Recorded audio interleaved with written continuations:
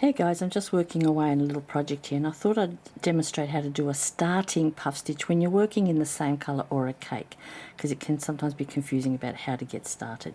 So there are a couple of ways to do it, but this is my preferred way. I like to start by pulling up my loop to the height of my puff, which is a little bit higher than a half double, but not as high as a double crochet. If you've seen my puff stitch tutorials, you know I'm always saying don't make them too tall, they will collapse on you.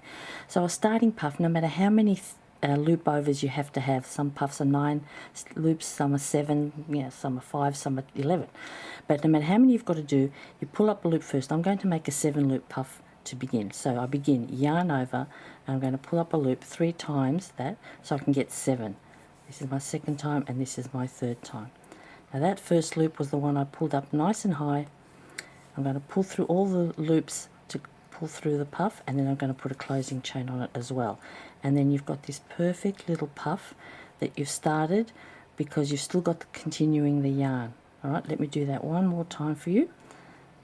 I know some people start with a chain 2 to get their height before they start their puff. I don't like it, it just sticks out. So pull your loop up a little bit, not too much, and then start your puff. I'll make a 9 loop one this time. Once, twice, 3 times, 4 puts 9 loops on the hook, but you've still got that same starting loop. Pull through, closing chain, bingo. Alright, 9 loop puff. That's how you make a starting puff. It's different from a standing puff stitch, because a standing puff stitch is when you start with a new colour, you put a slip knot on your hook and you start from scratch. But this one is when you're continuing in your yarn and you don't want it to look untidy. That's it. Good luck.